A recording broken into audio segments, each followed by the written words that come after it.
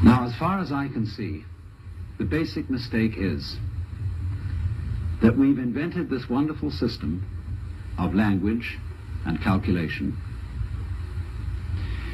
and that it is at once too simple to deal with the complexity of the world, and also we are liable to confuse that system of symbols with the world itself, just as we confuse, say, money with wealth. A lot of people are in business to make money instead of wealth. When they make the money, they don't know what to do with it.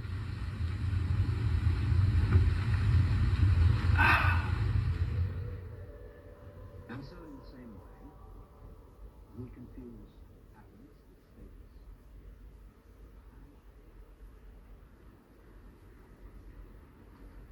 The confusion of money in any form whatsoever with wealth is one of the major problems from which civilization is suffering.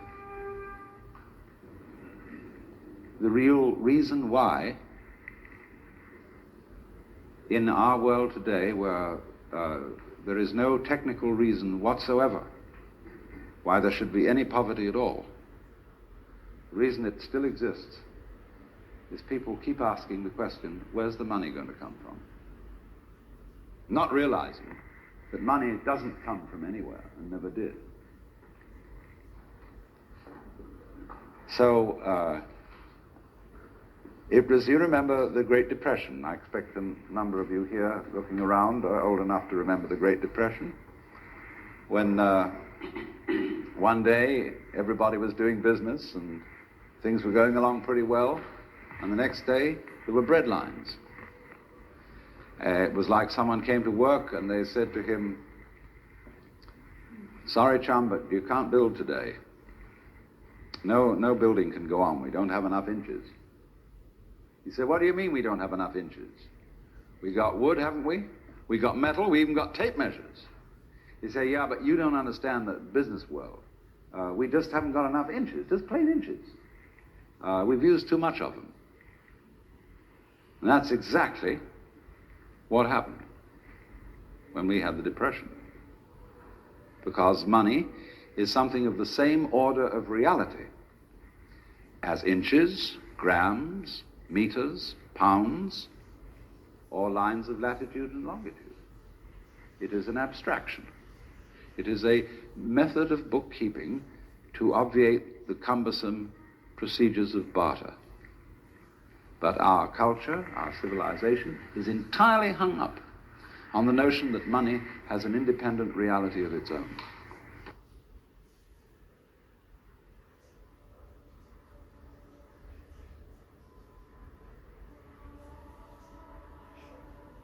Clock is a measure of a rate of change. It's quite arbitrary. But we very easily compare our regulation measuring devices with what makes things happen, as if the sun rises because it's 6 in the morning. Now that's being completely backwards in one's thinking. And we get into the same confusion when we imagine, for example, that money is wealth. Here we have fantastic wealth, you know, and we have the technological possibility of making everybody on earth the enjoyer of an independent income.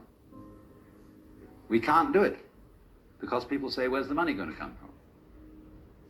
Because they think money makes prosperity. It's the other way around. It's physical prosperity, which has money as a way of measuring it. But people think money has to come from somewhere, like hydroelectric power or lumber or iron, and it doesn't. Money is something we invent, like inches.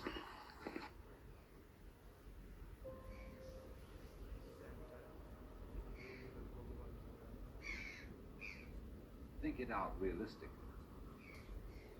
But when you get this obsession with money as a reality, as if it was something that actually was desirable, you get an entirely hallucinated population. People who simply don't know what's good for them.